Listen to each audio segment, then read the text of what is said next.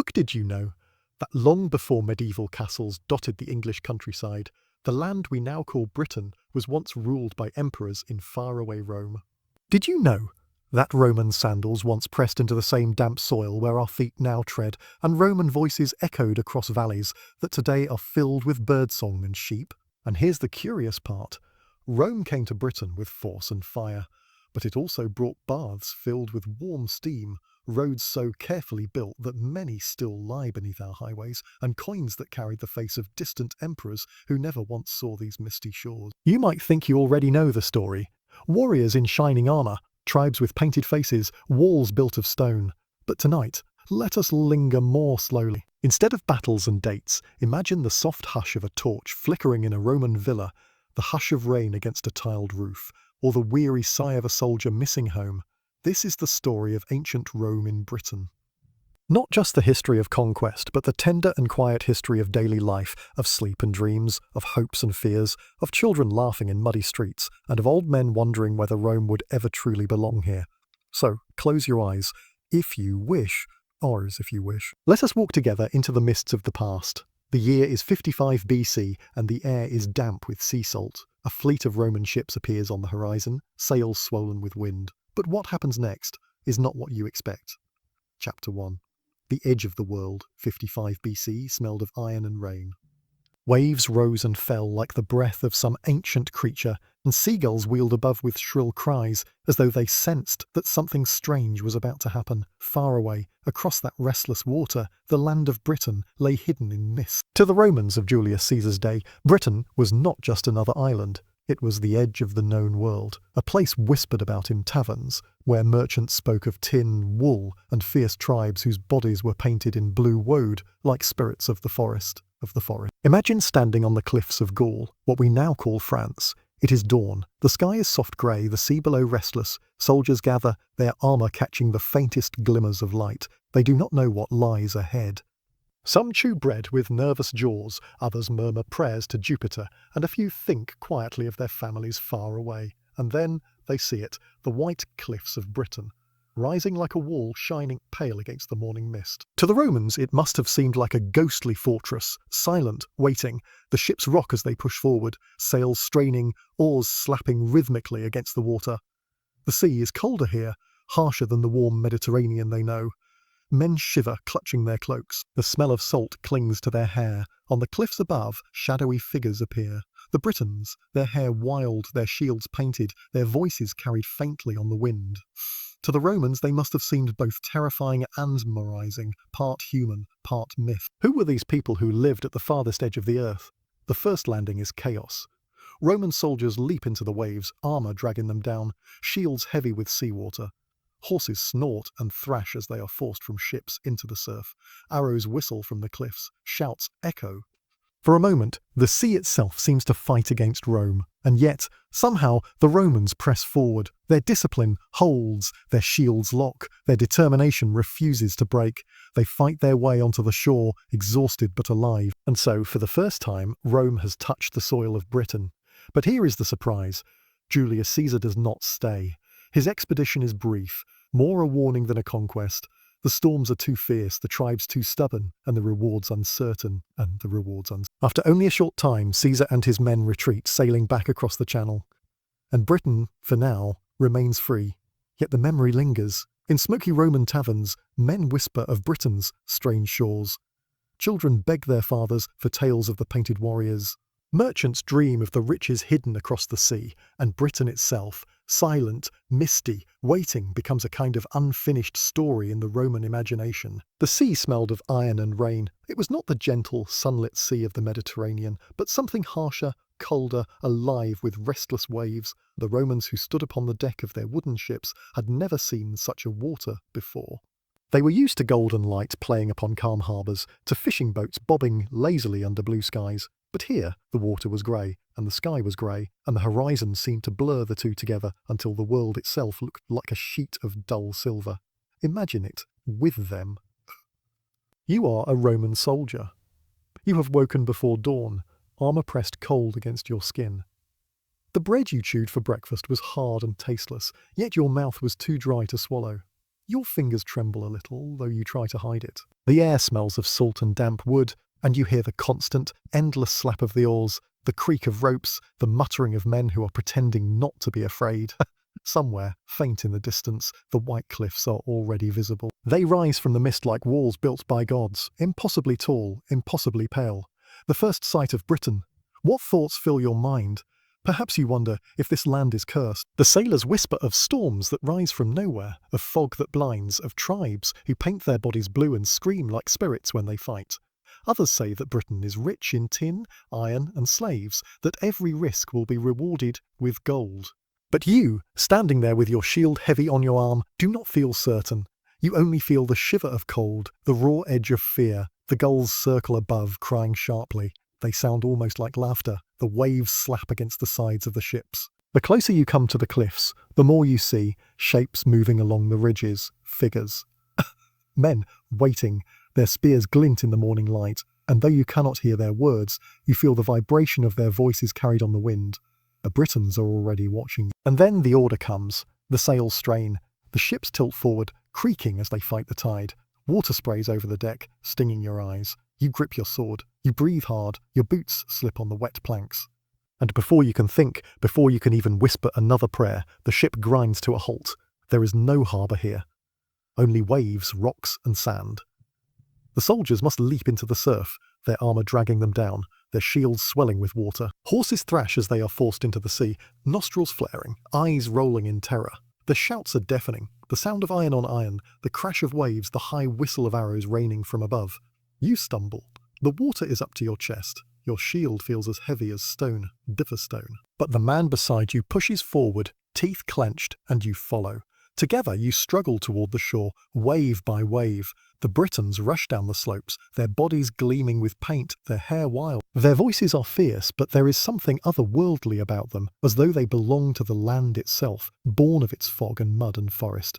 The clash is sharp. The Romans form their shields into walls. The Britons scream and strike. For a moment, the sea itself seems to be fighting both sides, dragging men down, smashing them against rocks, stealing their breath. And yet Rome, with its endless discipline, with its stubbornness that has conquered so many lands before, holds the line. The soldiers push forward step by step until their feet touch sand, until their backs are no longer bent by water, until the shore is beneath them.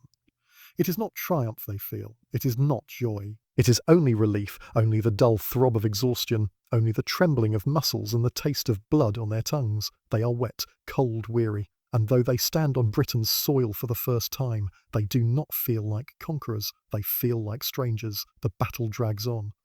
Hours stretch like days. At last the Britons pull back, their figures melting once again into mist. The Romans breathe hard. Some sink to their knees, water dripping from their armour, their bodies heavy as lead.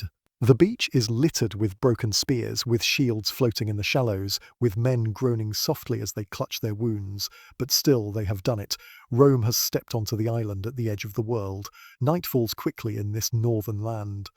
The soldiers huddle together, torches sputtering in the damp wind. The flames do not warm them, only cast trembling shadows across their faces. The air smells of wet grass and smoke. Somewhere in the distance, owls call from the woods, and the sound is eerie like voices from another realm.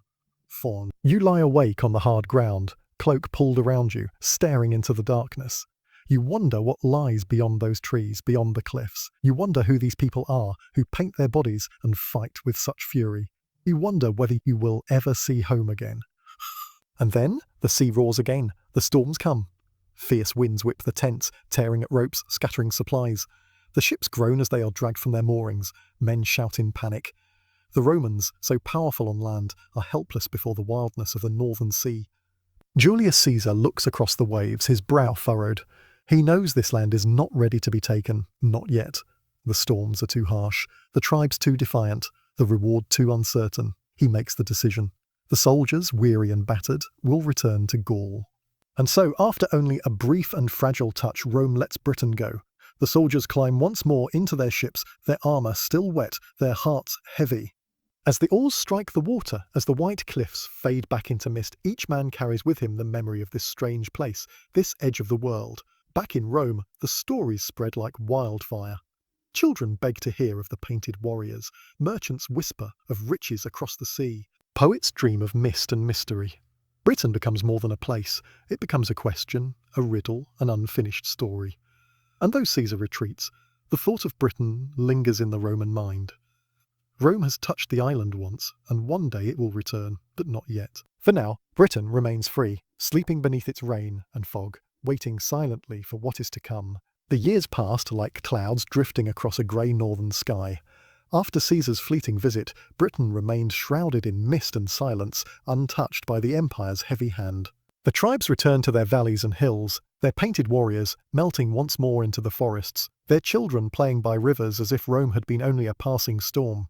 But memory lingers. In Rome, whispers of Britain never faded. At feasts, senators spoke of the strange island with its cold seas and its stubborn tribes. Merchants still dreamed of tin and slaves. Poets filled their verses with images of mist and painted men. To the Romans, Britain was unfinished business, a door left half open. And so, in the year 43 AD, nearly a century after Caesar's retreat, Rome returned. The Emperor Claudius was not a warrior by nature. Some said he was timid, others said he limped, others mocked his stammer. Yet in his heart burned the same hunger that drove all Roman rulers, the hunger for glory, the hunger for glory. Conquering Britain, that distant, mysterious land, would give him that glory, and so he sent the legions north across the sea. Imagine it now. The soldiers gather once again on the shores of Gaul. The air is damp, the sky heavy with clouds, but this time the fleet is larger, stronger. The sails stretch wide. The ships are packed with men, horses, supplies, even war elephants, their dark shapes swaying as they are led aboard. The sea groans beneath the weight of Rome. Among the soldiers there is chatter. Some are eager, laughing roughly as they speak of easy plunder. Others are quiet, remembering the stories of Caesar's near disaster, the storms that nearly swallowed their forebears. One young recruit fingers the edge of his wooden shield and whispers a prayer to Mars. Another clutches a small charm, a gift from his mother, to keep him safe on this faraway venture. When the fleet sets sail, the horizon swallows them. The channel is restless, waves slam against the hulls, salt sprays into eyes, ropes creak and strain. The men sit huddled, cloaks wrapped tight, while officers bark commands above the roar of the sea. And then, once more, the white cliffs appear. They rise, pale and gleaming, as though the island itself remembers the Romans and stands waiting. On the ridges, the Britons gather again. Their shields are painted, their hair wild, their voices fierce. And yet, the sight is not quite the same. This time, the Romans have come not with hesitation but with certainty. This time, they will not retreat. The landing is fierce but organised. Legions pour from the ships with discipline. Shields lock, spears thrust, horns blare. Horses snort as they strike the wet sand. The Britons charge, shouting, their bodies streaked with woad. For a moment the chaos is overwhelming. Waves crashing, arrows flying, the cries of men and animals tangled together in the cold wind. But slowly, steadily, Rome presses forward. The shield wall advances like a living machine, trumpets echo across the cliffs, standards rise high, their golden eagles gleaming faintly even beneath the grey sky. The Britons fight with fury, but the weight of Rome is too great. Step by step, the legions carve their place into the land. Imagine the village nearby. A child peeks from a thatched doorway, clutching his mother's hand. He hears the clash of iron, the deep thud of marching boots, the cries of men he does not understand. Smoke drifts across the fields. Chickens scatter. A dog barks wildly before falling silent. The boy does not know the word empire, but he feels its weight settling over his world. The soldiers camp that night on British soil. Fires glow in the damp darkness. The smoke smells of pine and wet grass. Men sit in small circles, gnawing at bread, speaking in low voices. Some boast of victory, others stare silently into the flames. A few write letters home, though they know the words may never reach Italy. The wind carries the faint sound of Britons wailing in the distance, a haunting reminder that this land is not conquered easily. Days turn into weeks. The legions push inland. Roads are carved where none existed, straight and unyielding. Forts rise square and rigid, their ditches deep and their walls thick. Everywhere the Romans go, they leave their mark. And yet, the land resists. The forests are dense and dark, filled with shadows. The rivers are wide, their currents swift. The rain falls endlessly, soaking cloaks, rusting armour, filling boots with mud. Roman sandals, made for the warm stones of Italy, sink heavy into the boggy ground. Men curse softly as they march, their backs aching beneath the weight of packs, their thoughts drifting to sunlit vineyards far away. The Britons do not vanish. They melt into the hills, into the woods, striking suddenly and then disappearing again. At night, Roman soldiers hear faint war cries echoing through the mist. They clutch their weapons tighter and stare into the shadows, half believing that spirits walk among the trees. But still, Rome builds. A line of forts rises like teeth.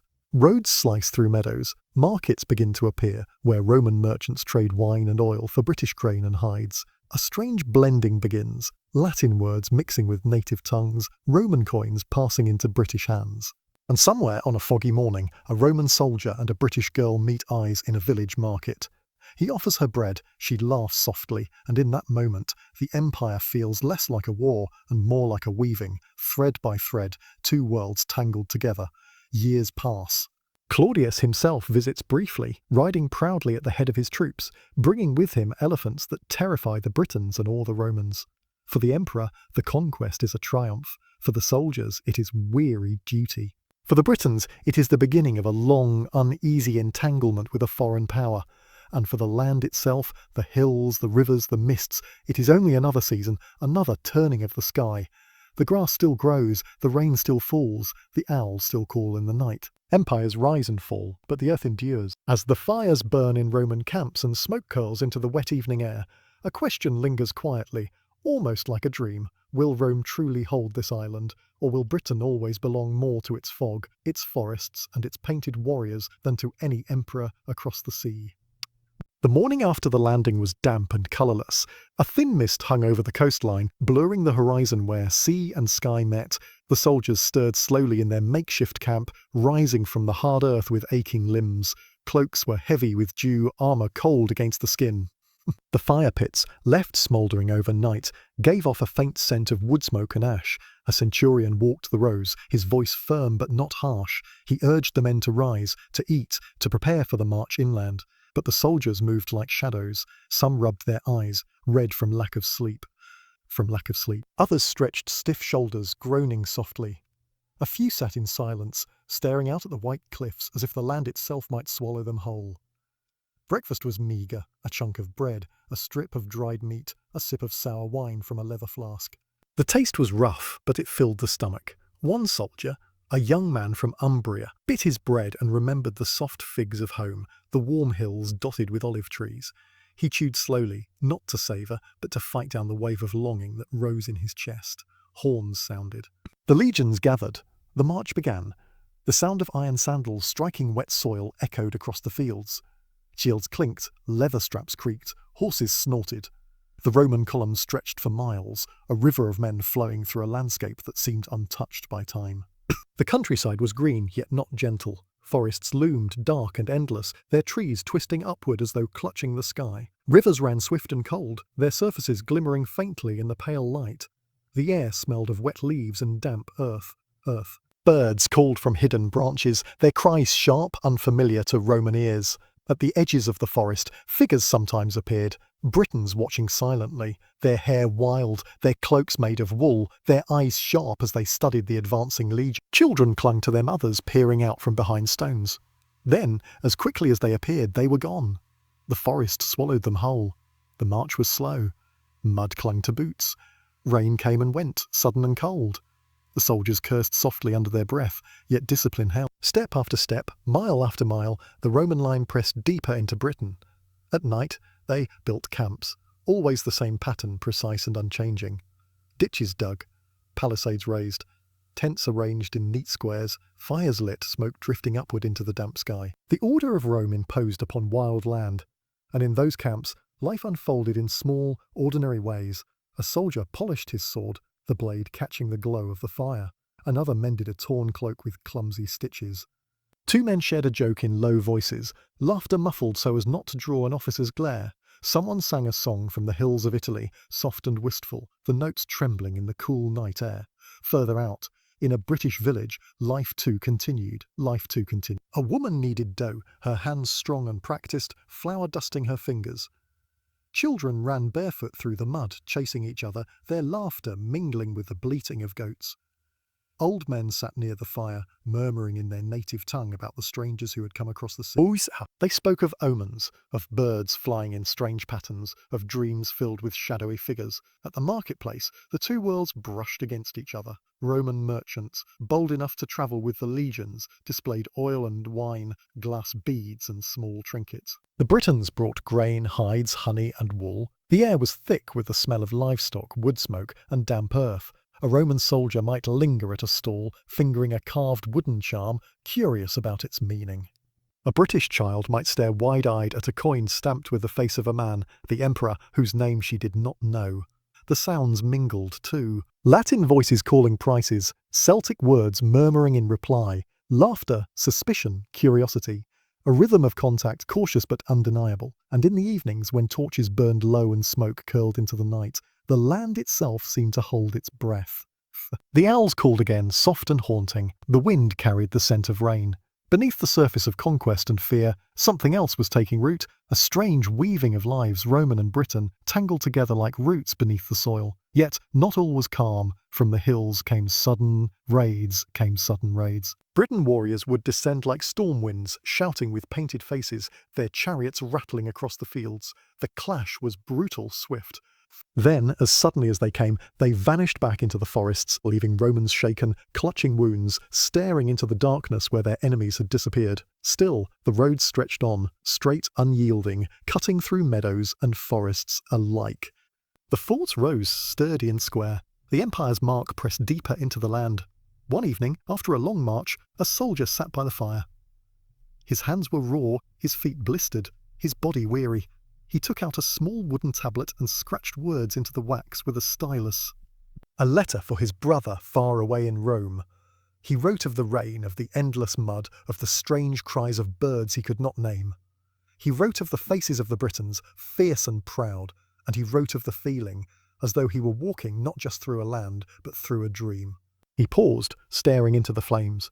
The firelight flickered on his face, and for a moment he felt suspended between two worlds, the familiar warmth of Rome and this damp, misty island that seemed to resist every step he took. He pressed the stylus down, finishing his words. We may conquer this place, but it feels as though the land itself does not wish to be conquered.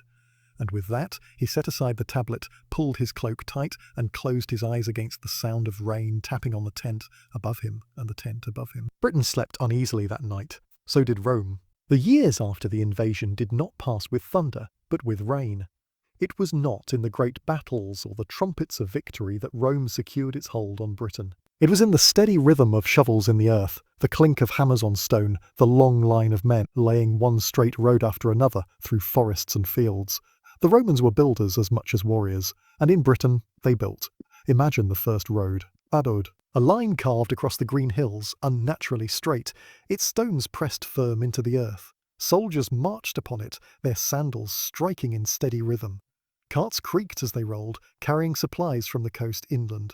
The road did not bend for rivers or hills, it cut through them, a symbol of Rome's will. To a Briton standing nearby, it must have seemed strange, almost frightening. This line of stone that did not follow the land, but commanded it. Yet soon people walked upon it too. Traders with wool, farmers with baskets of grain, children running and laughing, their voices echoing in the open air. The forts came next. At first they were simple, wooden palisades, square ditches, towers watching from the corners. Then, slowly, stone replaced wood. Walls rose thick and strong, gates stood wide, and inside the order of Rome unfolded like a pattern drawn upon the earth. Streets crossed at right angles, barracks lined neatly, a place for soldiers to drill, for officers to gather, for smiths to work. Within those forts, daily life had a rhythm. At dawn the horn sounded. Soldiers stirred from their tents or barracks, pulling on cloaks, fastening belts. Some muttered prayers, others splashed cold water on their faces. The air smelled of smoke from banked fires, of leather, of damp wool. Drills followed, shields lifted, spears thrust, formations practiced again and again. The sound of iron striking iron rang out, steady and relentless. Boots stamped in unison, dust rising, voices chanting orders. Even in this faraway land, discipline held. The empire lived through rhythm and order. Afterward, men went to tasks. Some cleaned weapons, polishing blades until they gleamed faintly in the pale northern light. Others dug ditches, hauled timber, repaired walls. A few were sent as messengers along the new roads, their figures shrinking into the mist as they carried Rome's words to distant outposts. At the smithy, sparks flew as iron was hammered into nails, into hinges, into tools. The air was hot and sharp with the smell of fire and metal. At the stables, horses snorted and stamped, their breath rising like steam in the chill air. Men brushed their coats, checked their hooves, murmured soft words in Latin to animals who had never heard such sounds before. And yet there was more than work. In the afternoons, when duties were done, soldiers lingered. Some gambled with carved dice, the small clatter mingling with bursts of laughter. Others shared stories of home, of vineyards glowing golden in the sun, of markets filled with figs and olives, of the wide, blue Mediterranean. Aha! Their voices grew softer as they spoke, as though the memories themselves were fragile. Some wrote letters, pressing words into wax tablets. They described the endless rain, the strange cries of birds at night, the way the fog rolled thick across the fields. They wrote of loneliness, of longing, of hope, and beyond the fort walls, life stirred too. In nearby villages, Britons watched the Romans with wary eyes. Some traded willingly, bringing grain, hides, honey, and wool to exchange for Roman wine, pottery, or coins. Others kept their distance, retreating deeper into forests, holding fast to their old ways. But curiosity crept in. Children lingered at the edges of the camps, wide-eyed at the sight of marching soldiers, at the gleam of armour, at the strange language rolling from Roman tongues. A farmer, carrying wood, paused to study the stone roads, shaking his head at their stubborn straightness, yet walking upon them nonetheless. In time, some Britons entered Roman towns, which began to grow beside the forts. These towns had baths, great stone chambers filled with steam, where water gurgled through pipes and voices echoed in tiled halls. They had forums where merchants set up stalls, their wares bright against the grey sky. They had temples where statues of Roman gods stood silent and watchful, their marble faces strange in this land of mist and oak groves. Imagine stepping into one of those baths. The air is warm, thick with steam. You hear the splash of water, the murmur of voices, the soft echo of footsteps on stone. Outside, rain falls cold and steady, but here within these walls, the body relaxes, the mind drifts. A soldier closes his eyes, sighs, and for a brief moment, Britain feels less hostile, less alien. In the countryside, villas began to appear. Roman houses with tiled roofs, mosaic floors, courtyards where fountains whispered softly. These were places of wealth, where Roman officials and traders lived in comfort. In the kitchens, the smell of bread baking mingled with herbs. In the gardens, roses and lavender bloomed despite the damp air. Servants moved quietly, carrying jugs of wine, preparing meals of fish, grain, fruit brought from distant lands. And yet, beyond those walls, Britain remained itself. The forests still stretched deep and dark. The rivers still ran swift and cold. The painted warriors still gathered in secret, whispering of resistance, of spirits who would not let their land be tamed. Every evening, as the sun slipped behind the hills and the sky turned the colour of ash, a silence settled. Fires flickered in forts and villas, smoke curled into the damp air, and owls called from the woods. The Romans felt secure within their walls, yet they knew, just beyond the reach of the torches, shadows moved. The land was never fully theirs. And so, as Britain changed, as Roman roads stretched further, as towns rose from mud and stone, a quiet tension grew. A weaving of two worlds, Roman and Britain, tangled together, yet never fully joined. It was in those small moments, the soldier warming his hands by the fire, the child laughing as he ran barefoot along a Roman road, the woman kneading dough as voices of two languages mingled outside her door, that the true story of Roman Britain lived. Not only in battles, not only in emperors, but in the slow, everyday rhythm of lives carried forward beneath the grey northern sky. The years after the invasion did not pass with thunder, but with rain. The drums of battle grew distant, and in their place came the quiet rhythm of shovels biting the earth, of hammers tapping stone, of men carrying timber through mist-veiled fields. Rome had not come only to conquer. Rome had come to stay. The roads came first, stretching like pale scars across the green body of Britain. They were strange things, unyielding and straight, cutting through valleys, across rivers, up and over hills. The earth here wanted to wander, to curve, to bend gently with rivers and forests. But the roads did not bend. They commanded. Soldiers in heavy cloaks tramped upon them, their iron nails striking the stones in steady rhythm. Carts followed, their wheels creaking beneath the weight of grain, weapons, amphorae of wine shipped across the sea. For the first time, a line of certainty cut through a land that had always been ruled by curves and shadows. Beside the roads rose forts, first of timber, later of stone. They seemed small cities in themselves, perfect squares carved into wilderness, with gates faced within their walls.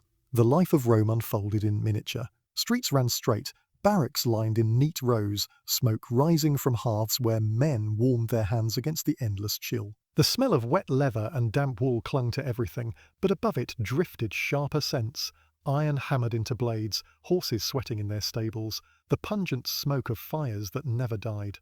Dawn in the forts began not with birdsong, but with the long, low call of a horn. Men stirred, pulling rough cloaks tighter, fastening belts, sliding their feet into worn sandals. Breath clouded the air as they stepped outside, the ground wet with dew. Training began at once. Shields lifted, swords swung, formations practiced again and again until muscle remembered what weary minds forgot. Boots stamped in unison, raising dust when the weather was dry, splashing mud when the rains returned. The sound was relentless, order pressed into the earth.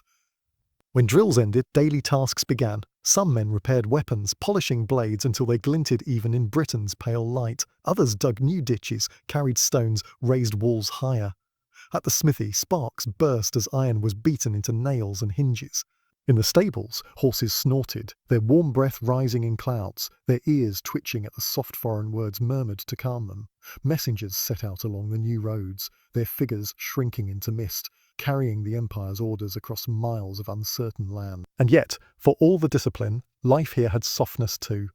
In the afternoons, men gathered to gamble with dice, their laughter echoing against wooden walls. Some leaned against posts, carving shapes into wood, their knives moving slowly, carefully, as if holding fragments of memory. Others wrote letters, scratched words pressed into wax tablets. They spoke of rain that never seemed to end, of nights so dark the stars looked like holes torn in the sky, of longing for the warmth of southern suns, for figs and olives, for the soft song of cicadas that never sang here. Not all letters were sad. Some marvelled at the strangeness of Britain, at the wild ponies galloping across hills, their manes flying in the wind, at the great oaks that seemed older than memory itself, at the strange painted faces of the Britons glimpsed in markets or along riverbanks. To some, this land seemed frightening. To others, strangely enchanting. Beyond the walls, the Britons watched. Farmers paused in their fields as soldiers marched past.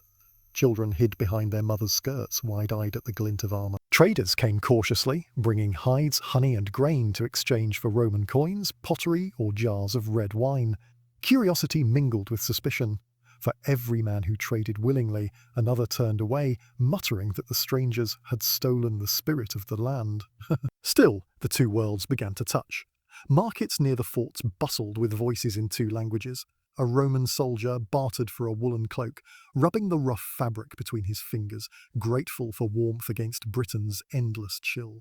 A Briton tasted wine for the first time, his eyes widening at its strength, his tongue searching for words to describe its fire.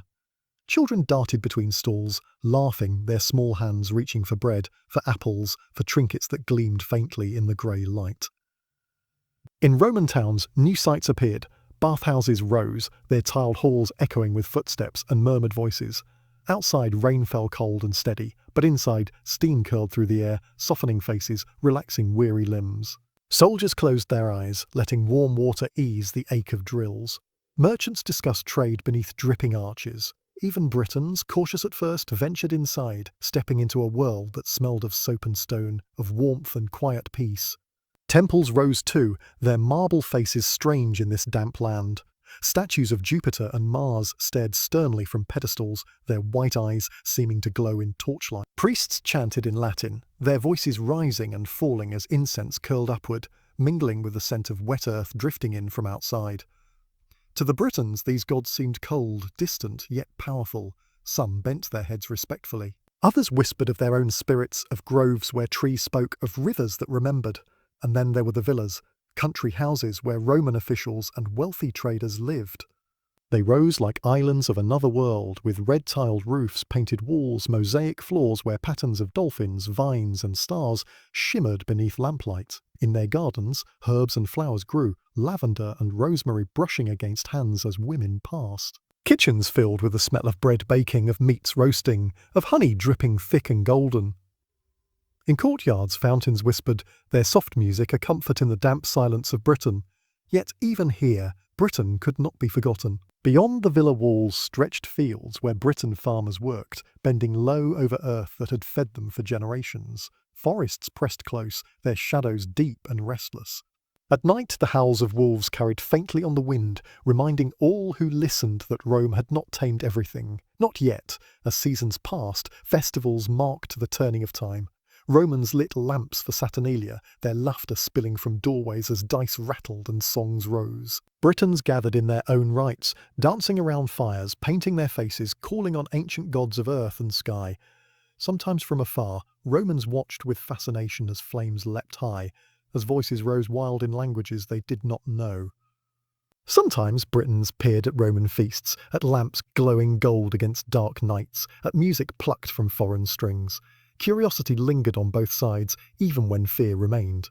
Life was never only war or peace, it was the quiet rhythm of days. A soldier tightening the straps of his sandals before patrol. A farmer sowing seed beneath a sky heavy with clouds. A woman kneading dough while children played near the hearth, their laughter rising like birdsong.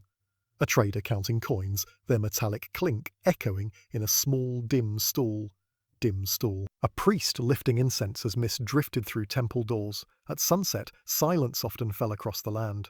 Torches flickered in forts, their light wavering against high walls. Smoke rose from villas, curling into the darkening air. In villages, hearths glowed, their warmth spilling onto the faces of families gathered close. The Romans felt secure within their walls, yet they knew, beyond the reach of firelight, shadows moved. Somewhere in the forests, painted warriors still whispered of freedom, of resistance, of spirits who had not yielded to Rome. And so as Britain changed, as Roman roads stretched further, as stone towns grew where mud once clung, a quiet tension lingered, two worlds weaving together, yet never fully joined. In the laughter of children chasing each other across a Roman street, in the wary eyes of a druid watching smoke rise from a villa, in the sigh of a soldier staring into the distance, wondering if he would ever see home again, there lay the true story of Roman Britain. Not only in emperors and battles, but in the slow unfolding of days, in the mingling of breath and earth, in the soft, uncertain song of two peoples learning to share the same sky. It began not with a roar, but with whispers. In the villages beyond the Roman roads, voices spread like smoke through the trees. Old men spoke in low tones, mothers hushed their children, and warriors painted their faces with ash, waiting for a sign. Something restless stirred in the land. The earth itself seemed uneasy, the forests holding their breath, the rivers running dark and quick as though carrying secrets. And at the heart of it all was a woman, a queen named Boudica. She was tall, fierce of gaze, her hair a flame of red that caught the sun when it broke through clouds. To her people, the Asen, she was not only ruler but protector. To Rome she had been an ally until betrayal turned friendship to bitterness. Her husband, once king, had died, and Rome had claimed his lands as their own. His will had left part of his realm to the emperor, part to his daughters, but the Romans ignored it. They seized everything, they flogged the queen, they dishonoured her children. In that moment, something ancient and unbroken within her people rose like fire from the coals. The Romans believed they had brought order to Britain, but order can be fragile. Beneath its surface lies memory, pride, anger waiting for the moment to rise. Boudica gave it voice. The Iceni gathered first, their spears lifted, their eyes burning with fury. Then other tribes came, the Trinovantes, the peoples of the East, those who had suffered under Roman taxes, Roman arrogance, Roman disregard.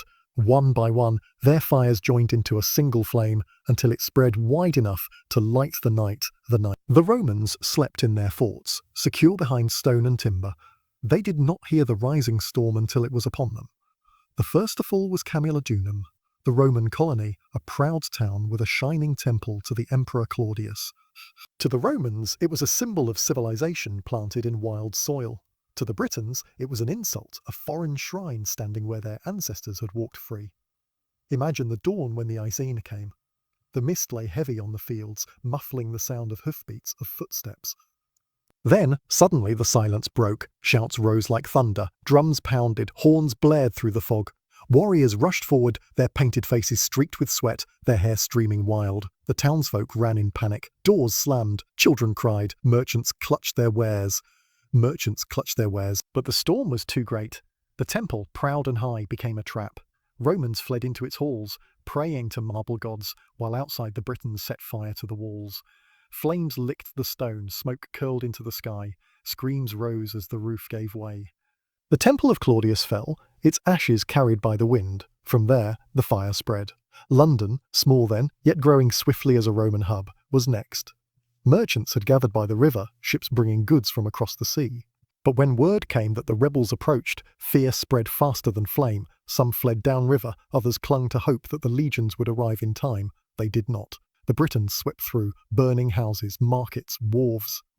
The air filled with the crack of beams collapsing, the hiss of fire devouring wood, the cries of the lost. Smoke curled upward, dark against the grey sky, a column so vast it could be seen for miles. Verulamium too fell. What Rome had built in decades was undone in days. And yet, even in fury there is silence.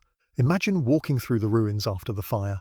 The ground is blackened, ash drifts in the wind, a broken pot lies half buried in dust. The air still smells of smoke, though the flames are gone. The cries of the wounded have faded, leaving only the distant call of crows. It is in such silence that the weight of loss settles deepest. The Romans reeled. At first, they seemed powerless. A legion marched to meet the rebels, but they were caught unready, and the Britons swept over them, leaving only fragments to tell the tale. For a moment, it seemed Rome might lose its hold entirely, that Britain would rise free again, the roads abandoned, the forts left to rot beneath the rain. But Rome was patient. The governor, Suetonius Paulinus, gathered his strength. He had been far to the west, striking at the holy island of Mona, where druids whispered among oak groves and fires burned high. When news reached him, he turned his legions east, marching with the iron discipline of men who would not let empire slip away. The final meeting came on a wide plain. The rebels massed in their tens of thousands, their wagons drawn up behind them, their families watching. Boudica rode among them in her chariot, her daughters beside her. Her hair streamed in the wind, her voice rang like a bell. She spoke not only of vengeance, but of freedom, of a land that must not bow forever. Her people roared their answer, the sound carrying across the fields like thunder. The Romans were fewer, yet tighter, steadier. They drew their lines, shields locked, spears braced. The battle was fierce, but the discipline of Rome held. Where the Britons charged in waves, the legions advanced in steady ranks. Where shouts and fury broke like surf, the Romans answered with silence, with iron, with order that did not bend. By day's end, the plain was covered in bodies. The rebels' wagons, meant as barriers, became traps. Few escaped. Boudica herself did not fall into Roman hands. Some say she drank poison, choosing death over capture. Others say she slipped away into the forests, her spirit still riding the wind. The truth was lost, carried into legend. What remained was silence. The fire had burned bright, but Rome endured. London would rise again stronger, its ashes buried beneath new stone. Camulodunum would be rebuilt. The roads stretched on. The forts stood firm. And yet, even as Rome pressed forward, even as new villas and temples rose, the memory of fire lingered. In every torch lit against the night, one might recall the columns of smoke that once darkened the sky. In every Roman street, echoes of screams seemed to murmur beneath the laughter of children. In every statue of the emperor, proud and shining, shadows lingered of a queen whose hair had burned like flame. History tells us Rome triumphed, but the land remembers differently. Beneath the soil of Britain lie ashes, whispers, the restless echo of a woman who would not bow. And on nights when the wind sweeps low across the plains, when the fires of hearths flicker and fade, some say her spirit still rides, wheels rattling softly, horses snorting in the mist, her voice calling, fierce and unbroken, through the endless dark. When the fires faded, the silence was heavier than the flames had ever been. The blackened shells of houses stood like hollow teeth against the sky. Streets once busy with laughter and bargaining were littered with broken pottery, collapsed beams, the scattered remains of lives abruptly cut short. Ash drifted with every breeze, clinging to hair, to cloaks, to the skin of those who searched the ruins. In London, survivors picked their way through what was left. A woman bent to lift a small clay figure, its painted face half burned away. She pressed it to her chest and closed her eyes, as though the warmth of memory could return what was lost. A child clutched a shard of bronze, the handle of a pot, turning it over and over in small hands. Smoke still lingered in the air, sharp in the lungs, but the silence was worse, a silence broken only by the distant caw of crows and the soft sobbing of those who remained. At night, the ruins glowed faintly where embers smouldered. Families huddled together on the bare earth, covering themselves with cloaks, listening for sounds of danger. Some prayed in Latin to distant Roman gods. Others whispered older words, calling to the spirits of river and sky. Every flicker of flame carried both fear and comfort, reminder and promise. Reminder and promise. For the soldiers who survived, there was shame mingled with grief. They had sworn to protect Rome's colonies, yet the temples lay in ashes, the markets destroyed. They tightened their grips on their shields, vowing silently that the empire would not falter again. But in quiet moments when they sat by firelight with heads bowed, they too remembered. They thought of comrades lost in the flames, of faces never seen again, of the look in Boudica's eyes as she defied them all. Rebuilding began slowly. The ground had to be cleared first, the ash swept away, the broken stones carried aside. Men worked with calloused hands, lifting beams, dragging rubble, striking hammers until their arms trembled. Women gathered whatever food could be found. Roots pulled from damp soil, berries from hedges, the occasional loaf baked in crude ovens, hastily built from surviving clay. Children wandered barefoot, gathering twigs, their small voices breaking the silence with songs taught long before Rome had come. Yet amidst the ruin, resilience grew. New timbers rose where the old had burned. Fresh clay was packed into walls. Merchants returned, bringing goods on carts that rattled over broken roads. Farmers came with grain, with animals to sell, and life, fragile, hesitant, began to breathe again. The smell of baking bread drifted once more through the air, faint but steady, promising that not all had been lost. For the Britons who had fought, the aftermath was heavier still. They had tasted victory in flames, seen Rome stagger, felt for a moment the possibility of freedom. And then the crushing weight of Rome returned. Their dead lay unburied in fields, their wagons abandoned, their voices silenced by legionary swords. Some wandered the forests, hiding, whispering Boudica's name like a prayer. Others returned to their villages, heads bowed, hearts heavy with the knowledge that the empire remained. Yet even in defeat, there was a strange pride. Mothers told their children of the queen who rose against the might of Rome, of her fiery hair, of her voice calling for freedom. Warriors pressed their painted shields into the earth, leaving them there as offerings, so that the land itself would remember. In the long nights, as wind whistled through the trees, some swore they heard the distant rattle of wheels, the faint cry of horses, the echo of a woman's voice promising she had not gone. The Romans, for their part, learned too. No longer did they underestimate the tribes. They rebuilt their towns with stronger walls, laid roads with greater care, stationed legions in greater numbers. Temples rose again higher, their stones carved more firmly. London, though scarred, grew into a city that would not easily burn, but scars remained. Even as laughter returned to markets, even as children played along Roman streets, there was always a moment when silence fell, when eyes turned skyward at the sight of smoke on the horizon, when hearts remembered. The empire was strong, but beneath its stone foundations lay layers of ash, and within its memory burned the name of a queen who would not bow. And so the lesson lingered, that power may command, but spirit cannot be crushed so easily. Rome's order endured, but Britain's heart beat stubbornly beneath it, whispering still of freedom, of fire, of a land that could never be fully tamed. Sometimes on quiet evenings, when the sun sank low and shadows stretched long, an old soldier might sit by the walls of a rebuilt town, staring into the distance. He would remember the roar of battle, the choking smoke, the sight of flames devouring all. And he would think of how quickly order can crumble, how swiftly silence can fall. Sometimes, too, a Briton farmer, walking along a Roman road, would pause and look toward the forest. The straight line of stones beneath his feet seemed strong, unyielding. But in his heart, he carried the image of fire curling into the sky, of voices shouting against empire, of a queen whose spirit had blazed brighter than any torch.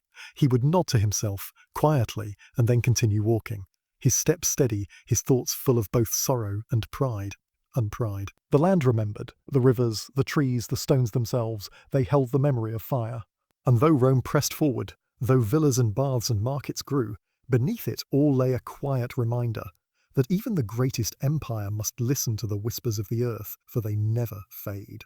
After the fires of Boudica's rebellion had burned themselves into ash, a quieter age followed. Rome, shaken but unbroken, set its jaw and pressed harder. The empire had learned that Britain could not be taken for granted. If this far northern island was to be held, it must be bound tightly, woven into Rome's fabric not just by conquest but by stone, by law, by daily life, and so the rebuilding began. London rose from its own ruins. Where charred beams once jutted against the sky, new stone foundations were laid. Streets were paved straighter, broader, lined with timbered shops and tiled houses. Markets returned, filled with the hum of voices and the shuffle of sandals. Ships gathered again along the river, their sails bright against grey skies, their holds heavy with wine, olive oil, and amphorae stacked high. Smoke no longer rose in wild black columns, but in steady, controlled trails from hearths and forges. Camulodunum was rebuilt too, its temple restored, its houses raised stronger than before. Across Britain, the towns tightened their grip, each one like a knot along Rome's binding cord.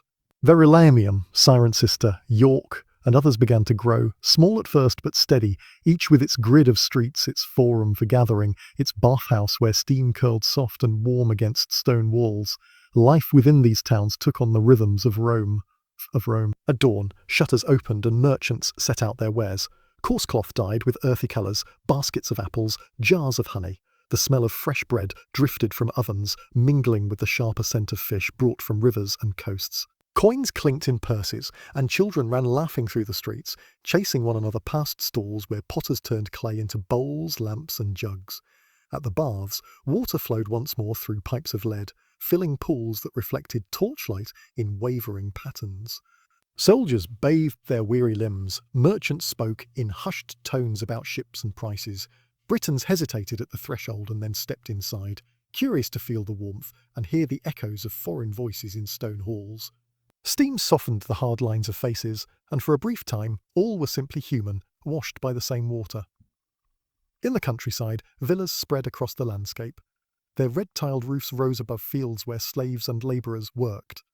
Within, courtyards bloomed with herbs and flowers, and mosaic floors glimmered with tiny coloured stones arranged into patterns of vines, dolphins, or winged gods. In dining rooms, oil lamps flickered, shadows danced, and meals stretched long into the evening. Bread dipped in oil, roasted meats, bowls of fruit. Wine flowed, laughter rose, and for a moment Britain felt not wild but tamed. Yet, even as Roman life spread, the old ways did not vanish. Beyond the villas, beyond the roads, the forests still stretched dark and deep.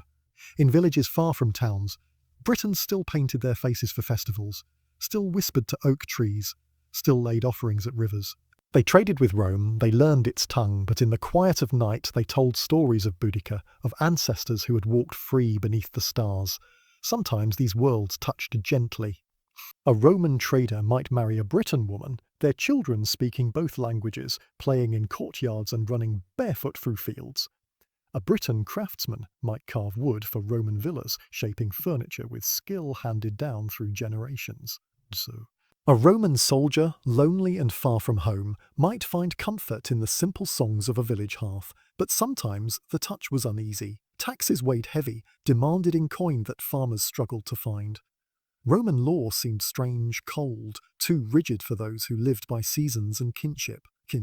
There were still mutterings in the forests, still quiet resistance in hidden groves, still a sense that the land itself had not agreed to be tamed. The roads stretched further, binding Britain into the empire's web. From the south coast to the northern hills, their stones gleamed pale against the green. Along them marched soldiers, their shields glinting, their boots striking in rhythm. Along them too went merchants, pilgrims, messengers and families seeking new homes. The roads were veins of empire, carrying its lifeblood across the land. Yet every step upon them carried echoes. Beneath the sandals and hooves lay earth that remembered rebellion, rivers that had once run red, forests that still whispered in the wind. Rome held Britain, but Britain held its own memory, quiet, stubborn, patient. At night, when the towns grew still and lamps flickered low, a hush settled across the land. In the villas, Roman officials drifted into sleep, dreaming of sunlit Italy. In the forts, soldiers lay wrapped in cloaks, their hands curled against cold stone floors. In villages, families gathered close around small hearths, the crackle of fire their only shield against the dark. And sometimes, in that silence, it seemed the land sighed, a deep, patient sound, as if reminding both conqueror and conquered that time belongs to no empire, no queen, no road or stone, that all things, even Rome, would one day fade into memory. For now, though, Britain lived in the shadow of the eagle, its days woven with Roman order, its nights filled with old dreams, a land divided, yet joined, a land still watching, still waiting. The seasons continued their turning, and with them came the festivals that coloured the lives of both Roman and Briton alike. In the towns, Roman festivals filled the air with incense and laughter. At Saturnalia, homes were decorated with garlands of greenery. Masters and slaves exchanged roles, the powerful and the humble sharing jokes and feasts by flickering lamplight. Dice rattled on wooden tables, songs echoed through narrow streets, and for a short while the stern lines of Roman order softened into merriment. Candles burned against the dark of winter, their glow casting a golden haze over the cold stone walls. Yet beyond the towns in the forests and villages, the old celebrations endured. Fires were lit on hilltops at the turning of the year, sparks carried upward into the night sky.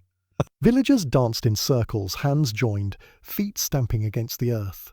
Children carried torches, weaving patterns of flame in the darkness, while elders whispered blessings for the harvest yet to come. Offerings of bread, milk, and honey were left at sacred groves and rivers, the scents of food mingling with the damp, mossy breath of the woods. Sometimes these worlds touched. A Roman soldier might wander curiously toward a village festival, drawn by the sound of flutes and the shimmer of firelight. A Briton youth might sneak into a Roman town during Saturnalia, marvelling at the lamps and feasts, eyes wide with wonder. And though neither fully understood the other's gods, there was something shared in the joy of light against darkness, of warmth against winter's chill. The Roman presence, however, was always near. Patrols marched steadily along the new-built roads. Boots struck stone in measured rhythm, shields clinked, and a faint gleam of polished armour caught the sun as soldiers scanned the horizon. They walked past fields where farmers bent to their work, past rivers where children splashed, past villages where voices fell silent until the tread of sandals had passed. To the soldiers, the patrol was routine, eyes sharp, weapons ready, minds drifting in the monotony of long miles. To the villagers, their passing was a reminder that Rome watched always. A reminder of laws written in Latin, of taxes, to be paid in coin, of the empire's shadow stretching long. And yet resistance lingered. Quiet, almost invisible, but alive. In the forests, hunters met by moonlight, speaking in hushed tones about the old queen, about freedom, about the hope that one day Rome might weaken. In some villages, coins for taxes were hidden away, replaced with baskets of lesser goods. The difference slipped quietly past the eyes of collectors. Farmers sometimes delayed their tribute, claiming poor harvests, their eyes cast downward, but their hearts fierce with silent defiance. At night, children heard these whispers. As they lay curled beneath wool blankets, the voices of their elders painted the air with stories, of gods older than Rome, of spirits who walked the land, of Boudica's fiery stand. The children closed their eyes and dreamed of freedom, even as their days unfolded under Roman order. The sensory world of Britain remained rich and layered. In the markets, the smell of fresh bread mingled with that of salted fish and the sweet tang of honey cakes. Merchants called out in two tongues, Roman Latin and native Celtic, their voices rising above the hum of buyers. The rough texture of wool cloaks brushed against smoother Roman linen, and the chill of stone pavements pressed up through worn sandals. In the countryside, the air carried the scent of damp earth and crushed grass. Farmers guided wooden ploughs through fields, the creak of oxen harnesses blending with the caw of crows. Children's laughter echoed as they chased each other through meadows, their small hands sticky with wild berries. In the distance, a Roman villa shimmered with mosaics and tiled roofs, while smoke curled softly from a Briton roundhouse, its thatch glowing with the warmth of a central fire. Evenings brought a slower rhythm. In Roman villas, lamps were lit and shadows danced across painted walls. The sound of lyres and flutes drifted through colonnades as guests reclined on couches, dipping bread into olive oil, sipping wine, speaking of politics and trade. In Britain huts, the crackle of a central hearth filled the silence. Families sat close, carving wooden charms, mending nets, telling stories as sparks floated upward into the smoky air. Outside, the wind rustled through the trees, carrying both comfort and unease. The blending of cultures was never simple. Some Britons eagerly adopted Roman dress, Roman speech, Roman law. They walked the paved roads with pride, carrying tablets and pens, eager to live within the empire's world. Others resisted, clinging fiercely to the old ways, wearing woven tunics dyed with plants, adorning themselves with bronze talks, speaking their own tongue with unbroken pride. Most drifted somewhere in between, caught between the pull of empire and the roots of their own land, living quietly, adapting, resisting in silence. Time moved slowly in this balance, Rome ever watchful, Britain ever patient. The eagle's shadow fell long, but beneath it the heart of the island beat steady, whispering through its forests and rivers, waiting. Beyond the towns and villas, beyond the fields where oxen pulled ploughs and the smoke of hearths curled into the sky, lay the wild north. It was a land of rolling hills and endless winds, of moors where hither swayed purple and rivers ran cold and far. Mists rose in the mornings, clinging to the earth like veils, softening every shape into a blur of grey and silver. Forests spread thick and dark, filled with the cries of birds and the rustle of unseen animals. The air smelled of wet soil, pine resin, and the faint tang of salt carried inland from distant seas. Here lived tribes who did not bow. They watched from hilltops as Roman patrols approached, their painted faces calm and unafraid. They moved with the land itself, swift as deer, silent as shadows. To them, Rome was a distant presence, a force of stone and iron pressing southward, but in these hills, the earth still spoke with its own voice. Rome knew this, and so, under Emperor Hadrian, a decision was made to draw a line. The wall began as an idea, a vision of stone cutting across the island from sea to sea. Not merely a defence, but a statement that here the empire ended, and beyond lay the untamed. Day by day, the work began. Legions marched north with shovels, hammers and chisels. They dug trenches, raised foundations, placed stone upon stone, until lines of grey blocks stretched across the hills.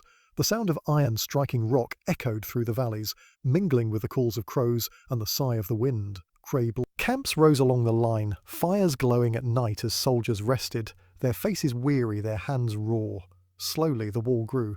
Mill castles stood like sentinels at intervals, small forts where soldiers watched the horizon. Larger forts dotted the line, their gates heavy, their barracks echoing with footsteps. Towers rose, their silhouettes stark against the sky, torches burning in their windows after dusk. By the time it was finished, the wall stretched nearly 80 miles, stone and turf, ditches and ramparts, cutting the land in two. From the windswept east coast to the rugged west, it lay like a scar, marking the boundary of empire. Life upon the wall had its own rhythm. At dawn, horns called soldiers to rise. Boots stamped against wooden floors, cloaks pulled close against the chill. Fires were stoked, smoke rising thin into the pale light. Breakfast was simple: bread, porridge, sometimes salted meat. Then came the watch. Soldiers climbed the stone steps to towers, scanning the rolling hills beyond. The wind tugged at their cloaks, carried the cries of distant birds, and chilled their faces. Some days were quiet, the horizon still and empty. Other days, shadows moved among the trees, and watchers felt eyes upon them, unseen but present. Patrols marched along the top of the wall, their footsteps echoing on stone. They walked past Castle gates, where merchants gathered, Britons bringing cattle or furs to trade. Words were exchanged in broken Latin and Celtic tongues, coins passed from hand to hand. Suspicion lingered, but life found ways to flow even here, at the empire's edge. At night the wall was different. The torches flickered, their flames bending in the wind. The stones held the days cold, and the moors stretched dark and endless. Soldiers huddled close around fires, telling stories to chase away the silence. Tales of faraway Rome, of warm Italian sun, of families they longed for. The younger ones listened, eyes heavy, while the older stared into the flames, thinking of the vast unknown just beyond. For the tribes beyond the wall, the stone line was a challenge, not a boundary. They moved as they always had, slipping through forests, raiding, vanishing back into the hills. To them the wall was proof of Rome's fear, a sign that the empire could not claim the whole island. Around their fires, they laughed softly, painted their faces, and whispered that no stone could tame the wind. And yet, even here, lives intertwined. Some Britons came to the wall to trade, to learn, even to join Rome's ranks. Children born near the forts grew up hearing two tongues, eating bread baked in Roman ovens and meat roasted over village fires. The wall, meant to divide, became also a place where cultures brushed against each other, sometimes gently, sometimes harshly, but always, inevitably. Years passed, moss grew upon the stones, rain seeped into cracks, and the wall settled into the land. It was no longer only a barrier, but part of the earth itself, stretching across hills like a ribbon of grey. Sheep grazed near its base, their bells clinking softly, while shepherds looked up at the silent stones, as though the wall had always been there. For the Romans, it was security. For the tribes, it was defiance. For the land, it was simply another layer of story, another voice whispering into the winds. And in the quiet hours, when torches burned low and soldiers dozed against their shields, one could almost hear the land breathing, a slow, patient sound, reminding all who lived by the wall that empires pass, but the earth endures. Inside the forts that dotted the wall, life had its steady rhythm, measured not by seasons of harvest, but by orders, drills, and the passing of shifts upon the ramparts. At dawn, the air was heavy with mist. The stone walls of the fort glistened damp, and soldiers stirred from their barracks, their cloaks drawn tight against the chill. The scent of smoke drifted as fires were rekindled, small flames licking at kindling until pots of porridge bubbled and bread warmed on iron griddles. Wooden bowls clinked, spoons scraped, and weary voices muttered greetings. After breakfast, drills began. In the open yard, boots stamped in unison, shields raised, spears thrust forward, swords drawn and swung through the air. Commands echoed, sharp and firm, bouncing against the stone. The thud of marching feet became the fort's heartbeat, steady and relentless. Sweat mingled with the cold and breath rose in white clouds. Yet the day was not all drill and duty. In quieter hours, men sat repairing gear, the rasp of whetstones smoothing the edges of blades. Cloaks were mended with coarse stitches, sandals patched with scraps of leather. Letters were written on thin wooden tablets, the stylus scratching as thoughts of distant families spilled out in words, of longing for vineyards far away, of wives and children left behind, of questions that could never be answered across so vast a sea. Some soldiers found comfort in the bathhouse. Steam rose, fogging the air as tired muscles loosened. Laughter echoed as men splashed water, shared jokes, or simply sat in silence, letting warmth soak into their bones. Outside, the wind might cut like a knife, but here, for a brief time, it was forgotten. Others wandered the fort's edge, gazing northward beyond the wall. There, the land stretched untamed, rolling hills, heather swaying, forests dark and endless. The sight stirred unease, but also wonder. For some, it was a reminder of duty, of enemies unseen. For others, it was a horizon that whispered of freedom, of mystery, of a world that could never be fully known. Beyond the wall, in the shadow of the forts, Briton families carried on their lives. One such family lived in a small roundhouse near the edge of a forest. The father tended sheep that grazed close to the wall, their bells tinkling softly as they cropped grass near the stones. His wife ground grain on a quern, the stone's steady rhythm blending with the bleating of lambs. Their children played in the meadow, tossing sticks, their laughter light against the steady silence of the wall. At times they would stop and stare at the grey lines stretching across the horizon. To the children, it was something both strange and ordinary, as if the wall had always been there. To the parents, it was heavier, a reminder of power, of a presence that watched even when it seemed to sleep. Yet they lived in its shadow, adapting, carrying water, baking bread, weaving wool, their days full of small tasks that tethered them to the earth more firmly than any empire could. And sometimes at dusk, the family would see torches flicker along the top of the wall. Tiny flames glowing in the dark, like stars set upon stone. The children would whisper that the wall itself was alive, that it breathed fire at night. Their mother would hush them, drawing them close, her eyes reflecting both fear and resignation.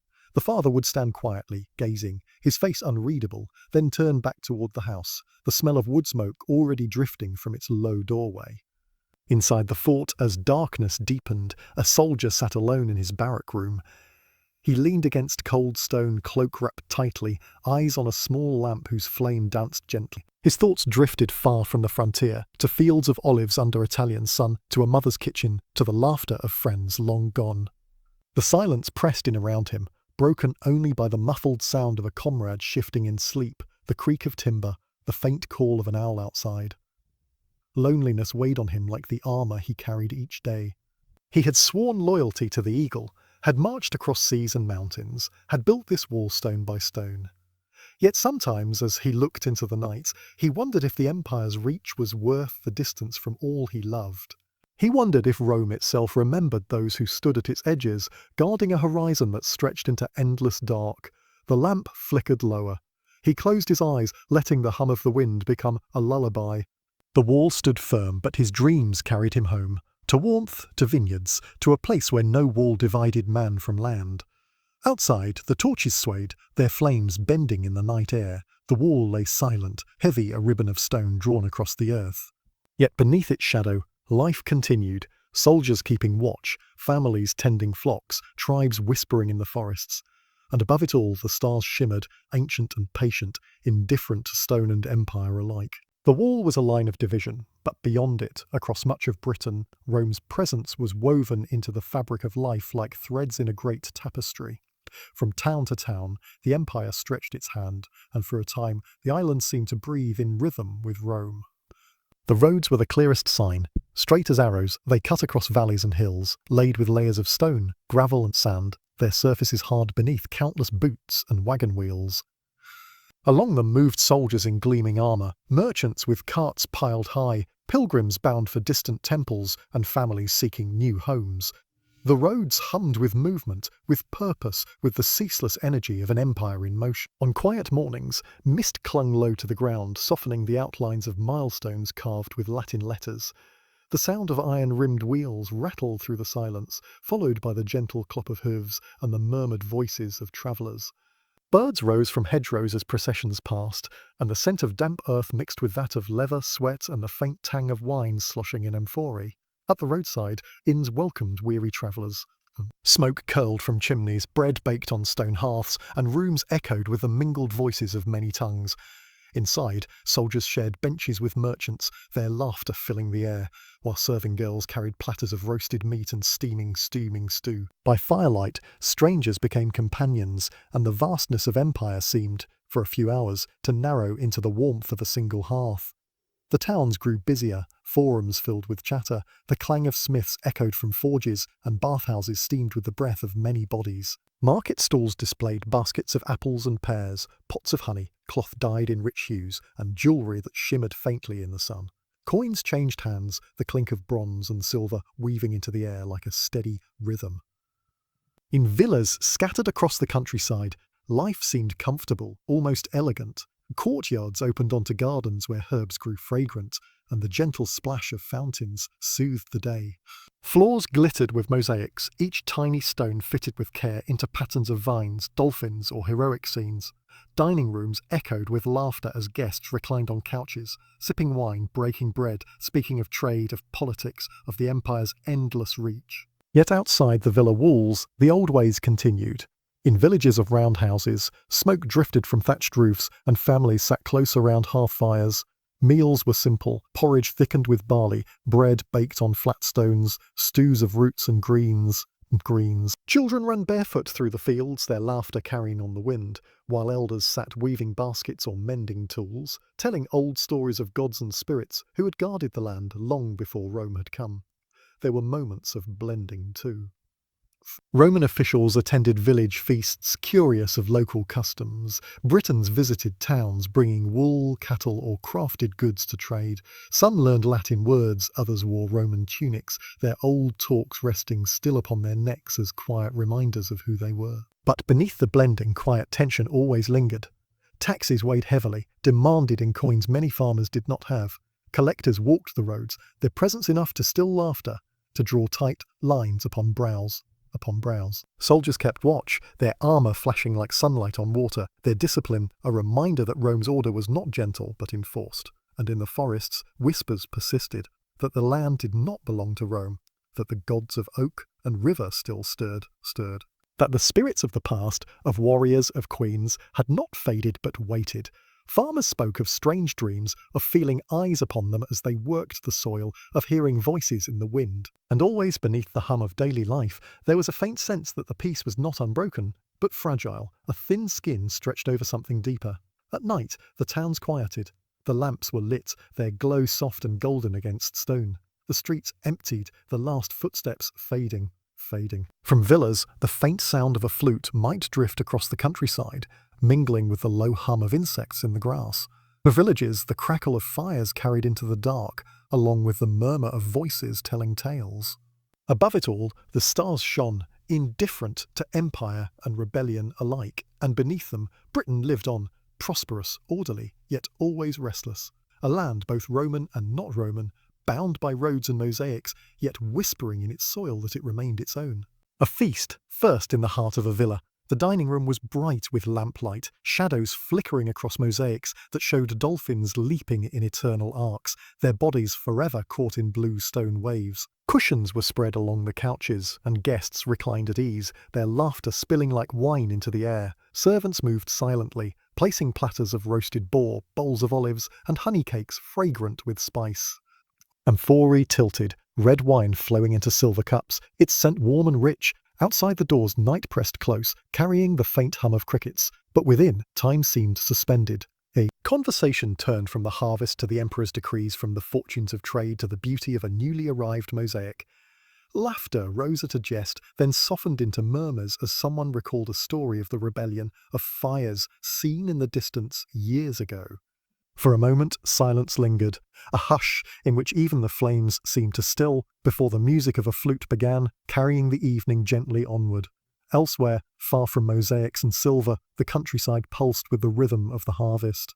The air was thick with the scent of cut grain, golden fields bending beneath the sweep of sickles. Farmers moved slowly through the rows, their hands calloused, their tunics damp with sweat. Children gathered sheaves into bundles, their laughter ringing across the stubbled ground. In the distance, smoke curled from hearths, promising stew and bread when the work was done. As the sun lowered, shadows stretched across the fields. The rhythm of the sickles slowed, the rustle of stalks faded, and families carried their bundles toward the village. A cart creaked under its load, its wheels biting into the soft earth of the track. And when darkness came, the village glowed with firelight. Bread was broken, bowls passed hand to hand, voices lifted in song. The fields rested, the people too. Weary, content, grateful for the land's quiet gift. Yet even in such moments, the empire pressed in. The tax collector arrived without ceremony, but his presence weighed heavily. His horse's hooves struck the earth with an echo, his cloak dark against the pale sky. Behind him walked two soldiers, their armour gleaming with the last rays of the sun. The collector's face was unreadable, his scroll clutched tightly, ink waiting to mark the names and dues of each household. Doors opened hesitantly, coins brought forth with trembling hands. Some offered produce instead, baskets of apples, jars of honey, but the collector shook his head, pointing instead to the figures inscribed upon his list. The soldiers said nothing, but their silence carried threat enough. When he left, the village seemed smaller, quieter, its firelight dimmer. Mothers hushed children, fathers stared into the embers, and the old ones murmured prayers to gods older than Rome. The night felt colder, as though the stars themselves had drawn away, and yet in the woods beyond warmth glowed. A secret gathering, hidden beneath the boughs of oak, where shadows moved like whispers across the moss. Torches burned low, their smoke rising in threads toward the canopy. A circle formed, men, women, children, their faces lifted not toward Rome, but to the night sky itself. An elder spoke softly, words like wind through grass, telling of the earth's spirit, of rivers that remembered, of a queen whose voice had once risen like thunder. The people listened, their eyes wide, their hearts steady. A bowl of water was lifted, moonlight shimmering upon its surface, and each dipped a hand within, touching brow and lips. The ritual was quiet, unmarked by pomp, but it bound them. To each other, to the land, to the memory of what had been before. The torches burned lower, silence stretched. Somewhere an owl called, its wings whispering through the branches. And then the people drifted away, one by one, their footsteps soft on the forest floor. The fire died, leaving only embers, tiny sparks glowing against the dark. So the days unfolded, each with its own rhythm, the glitter of villas, the sweat of harvest, the chill of tax, the hush of secret prayers. Rome's peace was not a single story, but many woven together, some bright, some shadowed, all fragile, all fleet. And in every hearth and every field, in every market and every grove, the island breathed beneath the empire's hand, patient, waiting, watchful. It began as a murmur. No trumpet, no proclamation. Not the grand arrival of legions, nor the clang of hammers building roads. Instead, Christianity came like a whisper of wind through long grass, easy to overlook yet impossible to still. Merchants carried it, their ships heavy with wine and oil, but also with stories of a man from distant Judea who healed the sick, who spoke of peace, who died and lived again. Soldiers carried it too, passing from fort to fort along the edge of empire, speaking of hope in dark places. Slaves, servants, travellers all bore fragments of the tale, like glowing coals smuggled in the folds of their garments. In Britain, it first found its place in the shadows, a house on the edge of Londinium, where by lamplight a small group gathered. They spoke softly, fearful of Roman ears, yet their words were rich with meaning. Bread was broken, wine poured into simple cups, prayers lifted not to Jupiter or Mars but to one God, unseen yet close. Their faith felt fragile, yet it was a fragile thing that could endure storms, for it lived in hearts, not in temples, and so it spread. A soldier stationed at a fort on the wall heard a prayer, carried it home when his service ended. A merchant's wife found comfort in the story of compassion and mercy, passing it to her children, who whispered it to friends. A servant in a villa sang hymns under her breath as she worked, her voice almost lost among the clatter of pots, yet heard by another and remembered. The old gods did not vanish, not yet. Temples still smoked with offerings, festivals still rang with laughter and dance. The wheel of the year still turned with Saturnalia and the rites of the harvest. But alongside them grew new songs, new prayers, new ways of seeing the world. To some, Christianity was hope, a gentle promise of life beyond hardship, of justice beyond empire.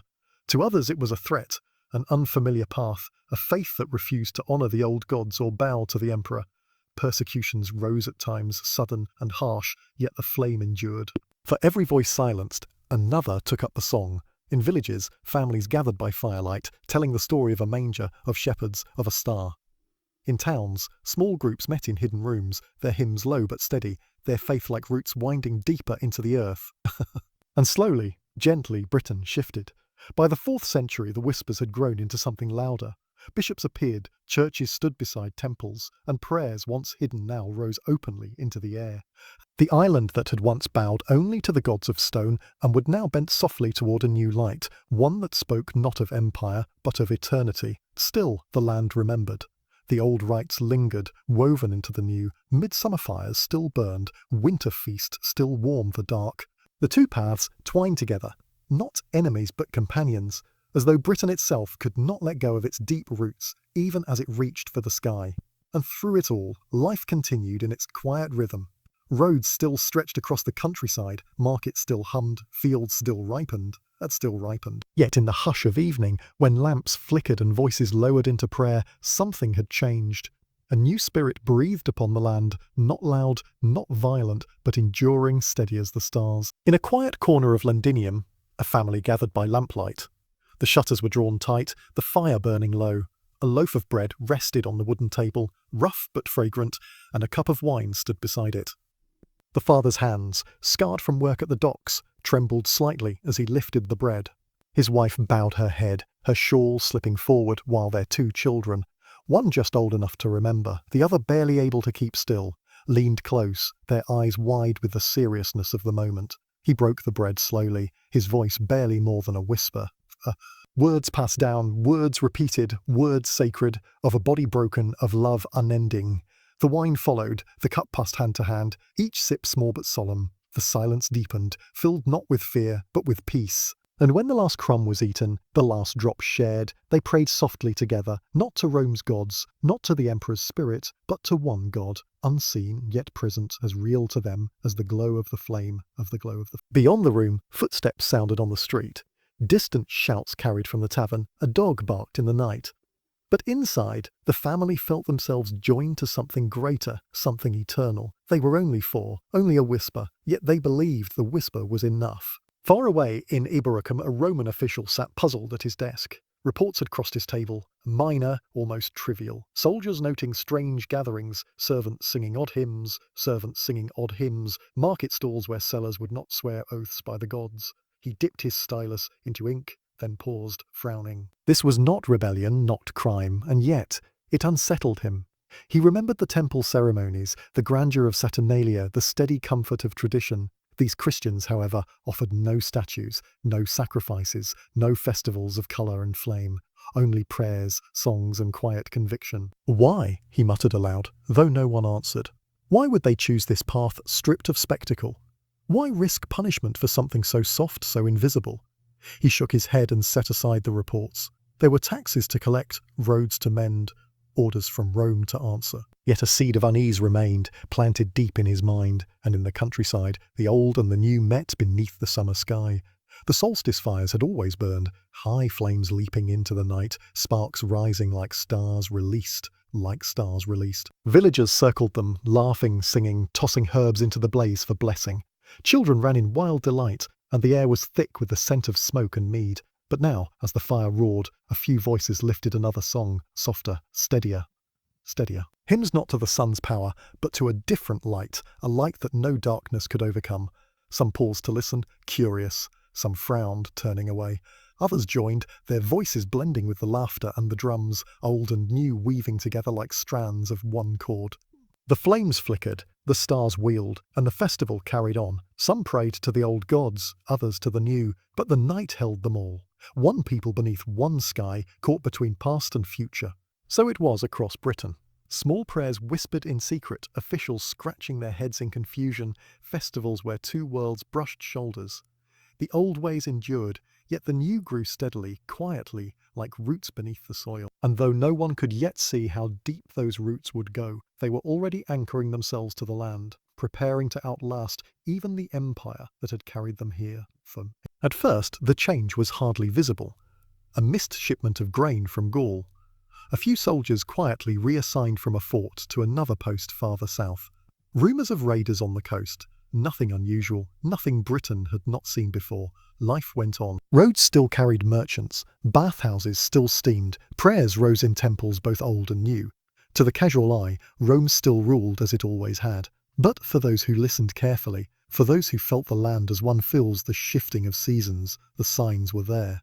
In Londinium, merchants spoke of uncertainty. The great ships that once came regularly with goods from across the empire arrived less often, their sails fewer on the horizon. Amphorae of oil grew scarcer, wine more expensive, exotic spices a rare luxury. The market still bustled, but beneath the noise worry lingered. Would the lifelines from Rome continue to flow? In the forts along the wall the watch became lonelier. Garrison numbers thinned.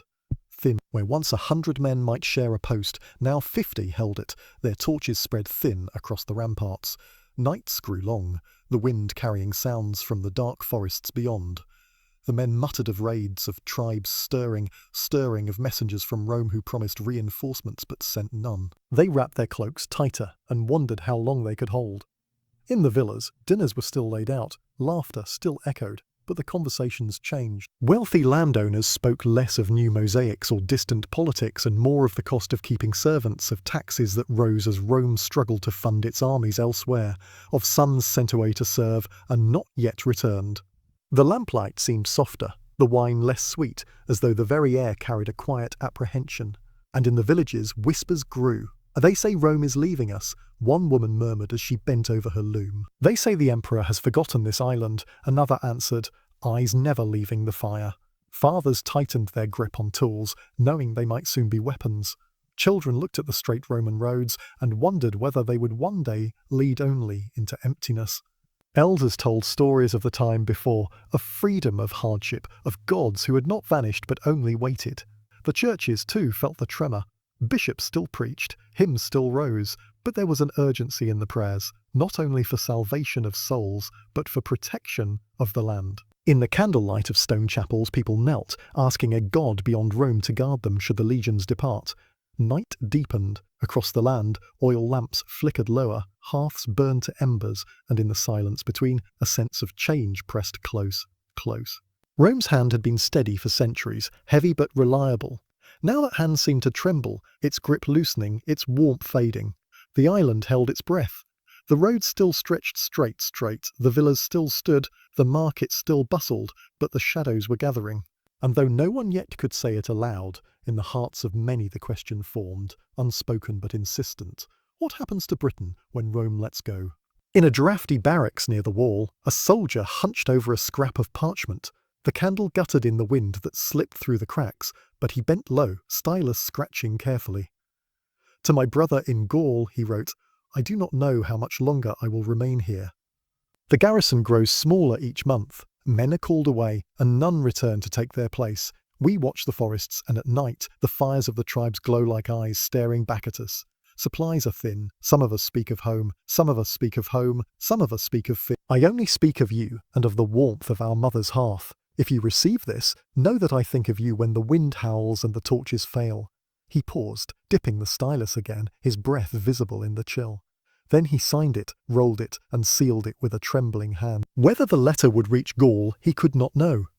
But for now, it carried his heart, a fragile flame against the dark. Far from the wall, in a village nestled among fields, children gathered around their grandfather. His hands were gnarled like the roots of an old oak, his voice low and rough, but his eyes shone in the firelight. "I was a boy," he told them, when the legions came. They marched like thunder, their shields shining, their voices one. We feared them, oh yes. But we also feared our own winters, our own raiders, our own hunger. Rome brought roads, walls, and peace. Hard peace, costly peace, but peace nonetheless. The children leaned closer, their faces wide-eyed. And before Rome, one whispered. The old man smiled sadly. Before Rome, they were tribes. Each king for himself, each war for its own sake. The strong ruled, the weak bowed. Our gods were near, yes, but so was blood. Rome is heavy, but Rome is steady. But Rome is steady. Without them, his voice trailed off, the fire popping in the silence. Without them, we shall see. The children shivered, though the flames were warm. In Londinium, a merchant walked slowly through his storeroom. Once it had overflowed with goods, amphorae of oil, bolts of cloth, spices in clay jars. Now the shelves stood emptier, shadows filling the spaces where wealth had once gleamed. He picked up a small figurine, ivory carved into the shape of Venus. Once it would have fetched a fine price, a luxury for a villa's atrium. Now few had coin for such things. He turned it in his hands, feeling the smoothness, the faint warmth of memory. At last he set it gently into a wooden chest beside other treasures, goblets of silver, folded linens, a handful of coins. He would sell them quietly, not in the marketplace but in whispers, to those still able to pay. Not because he wanted to part with them, but because he must prepare. Ships came less often, customers grew fewer, and he had children to feed. When he closed the chest, the sound echoed through the room, not loud but final. And so across Britain, small lives bent beneath the weight of change. A soldier writing into the silence, an elder remembering a world before, a merchant letting go of beauty for the sake of survival. Their stories were not shouted, not inscribed in marble, but carried softly in the air, in the soil, in the breath of the land itself. Rome still stood. The roads were still straight, the villas still proud. But the shadows deepened, and in every heart a question lingered, hushed yet persistent. How long until the silence grows too wide, and we are left to stand alone? It did not happen with fanfare. No trumpet sounded, no decree carved into stone. There was no single day when all of Britain looked up and said, "Rome has gone." Instead, the withdrawal came in fragments, like a tide slipping back, wave by wave, leaving the sand bare. At first it was whispers among officers, orders from across the sea, calling men to Gaul, to Italy, to wars more urgent than this quiet island. The garrisons along the wall felt it. Companies reduced, torches fewer in the night. Some soldiers marched away with banners held high, their shields gleaming in the pale sun. Others slipped off in silence, their absence marked only by the emptiness of a bedroll, the stillness of an unmoving cloak. In Londinium people noticed the soldiers less and less. Patrols grew thinner, the sound of armour in the streets faded. Markets still bustled, but with less certainty, as though the hum of trade had lost its heartbeat. The magistrates spoke bravely, assuring citizens that Rome still ruled, that the emperors will still reach across the sea. But in their eyes was the same doubt that hung in every doorway. In the countryside, the change was sharper. Farmers once protected by distant authority now wondered who would guard them from raiders, from rival tribes, from hunger in hard winters. Old weapons were pulled from hiding places, sharpened by hands that had not wielded them in a generation. Elders spoke again of the times before Rome, their voices both warning and weary comfort. And at the wall, that vast stone spine across the north, silence deepened. The forts stood, their stones still solid, their gates still tall, but the voices within dwindled, fires burned lower, barracks emptied. Horses were led away, hoofbeats fading into the mist. A century of watching the northern hills ended not with a battle cry, but with the soft creak of doors closing, the echo of footsteps vanishing into the fog. Some soldiers stayed behind. Veterans too weary to return, men who had taken wives from the villages, fathers whose children knew no other home, they laid aside their shields, their crests, their orders. They became farmers, craftsmen, wanderers. Their Latin mixed with the voices of the land until their presence was no longer Roman, but simply human. And so Britain was left, not abandoned all at once, but left to stand more and more upon its own. The villas still shimmered with mosaics, the roads still stretched straight, the churches still gathered worshippers. But without the legions, these stones seemed suddenly fragile, like ornaments balanced upon shifting earth. The empire had been a wall against chaos. Now cracks opened, faint but widening. At night, when the stars burned bright, families sat by their hearths and listened. To the quiet, to the absence, to the land itself whispering with both fear and freedom. Rome had been a weight, steady, commanding, shaping the island for centuries. Now the weight lifted, and Britain trembled, uncertain whether it could stand without it. No trumpet sounded, no decree marked the day, but the silence was real, and the silence was real, and the silence was deep. And in that silence Britain waited. A soldier stood at the edge of a wooden pier, his armour dulled with years of service. The sea stretched before him, restless and grey, carrying ships that would soon bear him away. Behind him his wife held their child, a boy no older than 5, hair tangled by the wind. The soldier knelt, resting his calloused hand against the boy's cheek. He tried to speak, but words failed him. What could he promise when the road ahead was uncertain, even for himself? He pressed a small carved figure, a toy horse he had whittled on cold nights in the fort, into the boy's hand. The child clutched it tightly, as though holding his father in miniature, and then the soldier rose, turned, and walked toward the ship. His wife did not call out. She simply stood, the child in her arms, watching until the sails faded into the fog. Arg. In Londinium, a merchant lingered by his stall long after the crowds had gone. Once his stall had been a jewel among many, bright with oils, cloth, and glass from far across the sea. Roman soldiers had passed by daily, buying trinkets, sending gifts home. But now the docks lay quieter, the ships fewer. He watched the shutters fall one by one along the market row, each shopkeeper closing early, each face drawn with worry. With slow hands, he wrapped a strip of silk and set it away in a chest. He touched the worn counter where his hands had rested for 20 years. Tomorrow, he thought, he would sell what remained, the last jars of oil, the last bolts of cloth. After that, who could say? The market itself seemed to lean into silence, waiting for a voice that would not return. Far from the city, in a village that had once bowed uneasily to Rome, people gathered at dusk. Their fields were quiet, their sheep huddled close. Beyond the hills, raiders had been seen, shadows moving where once Roman patrols had kept watch. The village elder, bent with age, stood before the fire and told the children stories of life before the empire. His voice cracked but carried, tales of tribes that lived by their own law, of winters that bit hard but were endured together. The children listened wide-eyed, the firelight trembling across their faces. Their parents sharpened blades behind them, simple iron, rough but steady. The night air was heavy with fear, yet also with resolve. For the first time in centuries, the village knew it must rely not on distant legions, but on itself, and on the wall, that great stone boundary. A lone soldier lingered after his comrades had gone. He walked the ramparts one last time, his hand trailing along the rough stone, his breath misting in the northern air. Below, he saw the hills rolling away into shadow, the land Rome had tried to bind, but never truly tamed.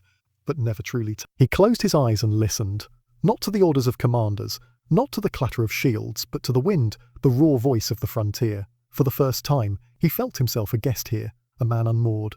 When dawn came, he walked away, leaving the wall to the silence it had always known. So ended Rome's presence not in shouts, but in gestures. A toy horse pressed into a child's hand, a merchant locking his stall, a village gathered in firelight, a soldier walking into the mist. These small moments, fragile yet immense, were the true shape of the empire's departure. And when the last footsteps faded, Britain stood in the hush, alone and listening. The first years without Rome felt like waking from a long dream. The villas still stood with their mosaics, the straight roads still gleamed with pale stone, the churches still gathered voices in hushed prayer. But the thread that tied it all together had snapped. What remained was scattered, like beads rolling across a floor. In Londinium, weeds pushed slowly between the cobbles where soldiers' boots no longer marched. The governor's palace, once alive with officials and scrolls, stood strangely still, its walls echoing only the whisper of pigeons. Traders still arrived from across the sea, but they came cautiously, sensing the change, weighing risk against profit. The old market squares echoed with half the noise they once held. And yet, people still bartered, still bought fish and bread, still shared gossip beneath the roofs Rome had built. In the countryside, farmers turned more and more to their own strength. Where once tax collectors had come to take grain for the empire, barns now stayed fuller through winter. The harvest festivals, once adorned with Roman songs, returned to older chants, whispered in languages that had nearly been forgotten. Around the fire, children learned not of emperors, but of ancestors. Still, there was unease. Without Roman patrols, raiders came more often along the coasts, slipping through the fog to steal sheep, to set huts aflame. Villages began to look inward, gathering close, guarding their edges with sharpened stakes and worn blades. Men who had never fought before practiced at dusk, while women wove charms and prayers into the doorways. The land itself felt more vulnerable, as though it shivered in the absence of the empire's great cloak, but even in the quiet unravelling, there was resilience. In a small settlement near the old Roman road, a blacksmith continued to hammer iron, each strike echoing into the morning air. He no longer forged weapons for legions, but ploughs for neighbours, hinges for doors, nails for wagons. The rhythm of his hammer was steady, a song of continuity. Beside him, his daughter learned to shape sparks into strength, and her laughter mixed with the ringing metal. In another place, a ruined forum became a meadow. Sheep grazed where magistrates once stood in robes, and children played among toppled columns. The air was filled not with speeches, but with birdsong. The empire's grandeur softened into the land, its edges blurred, until the ruins seemed less like loss and more like belonging. Stones folded into soil, part of Britain now, not apart from it. And still, in hidden corners, the faith that Rome had brought continued to grow. In quiet gatherings, Christians prayed by candlelight, not to emperors or gods of stone, but to a new hope carried forward by memory and word. Even without Rome's authority, their whispers endured, weaving themselves into the fabric of the island's soul. Britain was alone now. The silence of the legions remained heavy, and uncertainty pressed like mist across the hill. Yet within that silence, new voices stirred. The laughter of children chasing geese across abandoned courtyards, the chant of farmers calling their oxen, the low hum of women weaving by firelight. The land was no longer Rome's. It was becoming itself again, step by step, breath by breath. And though shadows gathered on the horizon, of raiders, of rival tribes, of storms yet to come, for a moment Britain simply breathed, alone but alive. In the shell of a once grand villa, a child wandered barefoot across broken mosaics. The patterns of hunting scenes and curling vines still gleamed in patches, though cracks ran like rivers across the floor. The boy traced them with his finger, imagining they were roads leading to kingdoms only he could see. His laughter rang against the empty walls, where senators once reclined on couches, where guests once sipped wine. Now, the villa was his playground, its columns his hiding places, its fallen roof beams his castles. For him, there was no sense of loss, only wonder at the strange ruins that felt like they belonged to him alone. By the coast, where the grey sea pressed close to the land, a village prepared for nightfall. The elders ordered watchfires lit along the cliff, flames to warn of raiders who might come in the darkness. Women carried baskets of driftwood and dried seaweed, feeding the hungry blaze, while young men stood with spears in hand, their faces flickering in the glow. The wind carried the scent of salt and smoke, mingling with the crash of waves. Beneath the firelight, fear was real, but so too was solidarity. Families huddled together, knowing that even without Rome, they could still protect their own by standing close, by watching, by refusing to be silent. And in a hidden chapel, tucked within the ruins of an old Roman granary, a priest knelt by the glow of a single lamp. Around him, a small group gathered in secret, farmers, widows, a child clutching his mother's cloak. Their voices rose in soft prayer, trembling but steady. They spoke of hope that did not depend on emperors or legions, a light carried within, unbroken by walls or politics. Outside, the world shifted, old gods fading, new threats rising, but within that dim space there was a stillness that bound them, a sense that even in abandonment they were not alone. In the fields, life pressed onward with quiet determination. A farmer guided his oxen, the soil breaking beneath the wooden plough. The air smelled of damp earth, rich and promising. His wife followed behind, scattering seed with careful hands, whispering blessings that had been spoken for generations, long before Rome. The rhythm of planting and harvest did not belong to emperors. It belonged to the land, to those who listened to the seasons, to those who knew that survival was found in the turning of the soil, not in the decrees of distant rulers. And as twilight deepened, voices carried on the wind, children calling to each other across fields, a dog barking at the edge of the woods, the faint notes of a reed flute played by someone sitting alone on a hillside. These sounds, ordinary and fragile, were the true heartbeat of Britain after Rome. The empire had gone. Its banners vanished, its legions recalled. But in the quiet spaces left behind, people began, carefully, hesitantly, to weave their own story again. A story of children playing in ruins, of villages guarding their shores, of prayers whispered in secret, of fields tilled beneath open skies. The silence of Rome was heavy, yes. But in that silence, Britain was beginning to breathe in its own voice. The silence that followed Rome's departure was not empty. It was filled with questions, with fear, with longing, with a fragile hope that the land itself might provide what the empire once had. Yet as the years rolled forward, that silence grew heavy, like mist that lingers even when the sun tries to break through. At first, the roads still gleamed in the dawn. The bridges still held firm, the towns still bustled with their half-remembered rhythms. But without Rome's hand to steady them, the stones began to loosen. Roofs leaked, markets shrank, law blurred into custom. What had been steady became uncertain, and what had been certain began to dissolve into shadow. Raiders came more often now, slipping from the sea or across the northern hills. Villages clutched their children tighter, watchfires burned longer, and voices trembled with stories of ships like dark teeth on the horizon. Some Britons fought back fiercely, raising walls of wood and willpower. Others sought safety in trade or in quiet surrender, bowing to the strongest voices that rose nearby. And yet, in the midst of growing hardship, life still held its gentle threads. A harvest still ripened under the autumn sun. A wedding feast still lit the night with song and laughter. A child was still born, his first cry piercing the dark with the promise of tomorrow. But as decades passed, the world seemed to grow smaller. The knowledge Rome had brought, of letters, of laws, of distant places, began to slip from daily reach. Scrolls grew brittle in forgotten corners. Libraries stood empty, their shelves gathering dust. What was once written became spoken. What was once spoken became remembered. And what was remembered began to fade into legend. The people did not call it the Dark Ages. They only knew that life had changed, that the torch once held high by Rome no longer reached their island. For them, it was simply the way things were. Harder, quieter, more uncertain. In lonely villas overtaken by ivy, in ruined towns where grass broke through the stones, in villages braced against wind and hunger, Britain waited, not for Rome to return, but for something new to come. And in that waiting, shadows gathered, soft but deep, wrapping the island in a cloak of mystery that would last for centuries. It was not the end of life, but it was the end of a world, and so Britain drifted softly but steadily into the Dark Ages. In a crumbling villa on the edge of a quiet valley, an old scribe bent over his table. His hands trembled, but still he held the stylus, scratching faint lines onto a brittle scrap of parchment. The room was cold.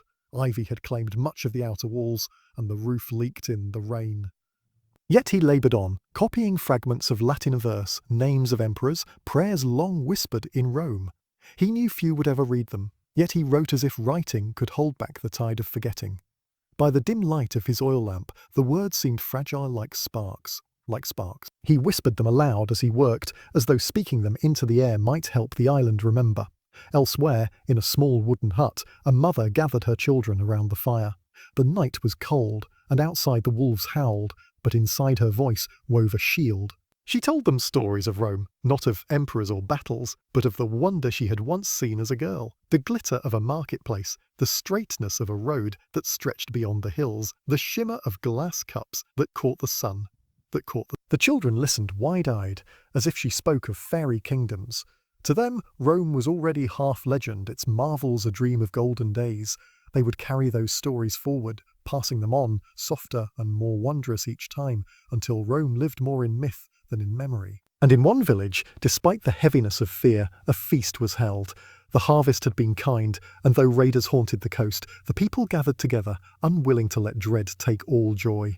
Fires blazed high and songs rose into the night. A pig roasted on the spit, and mugs of ale passed from hand to hand.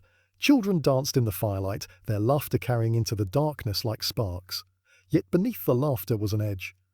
The unspoken knowledge that tomorrow might bring hardship again, that safety was fleeting. But for one night, the feast was defiance, a claim that life, though fragile, still burned bright against the shadows. In a monastery hidden deep in the hills, monks worked in silence. Their hands traced letters carefully on vellum, preserving what they could. The words of scripture, scraps of Roman law, faint echoes of a world now slipping away.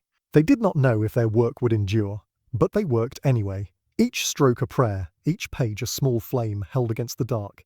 The quiet scratch of quills became a rhythm of hope, one that would carry through centuries of silence. And always the land itself waited.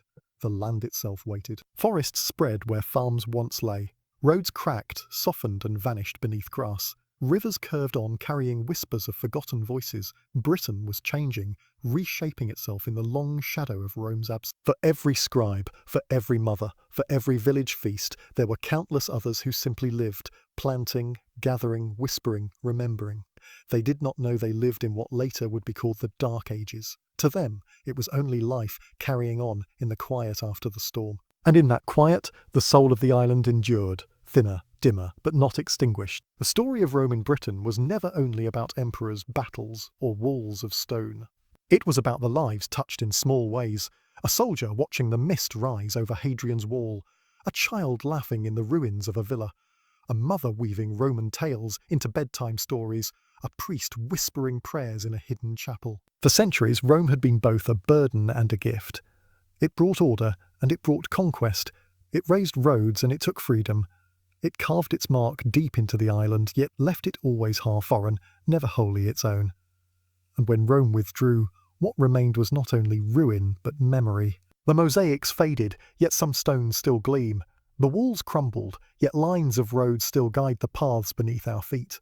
The language shifted, but fragments of Latin linger in our words. Even in the hush of the so-called Dark Ages, Rome's echo did not vanish.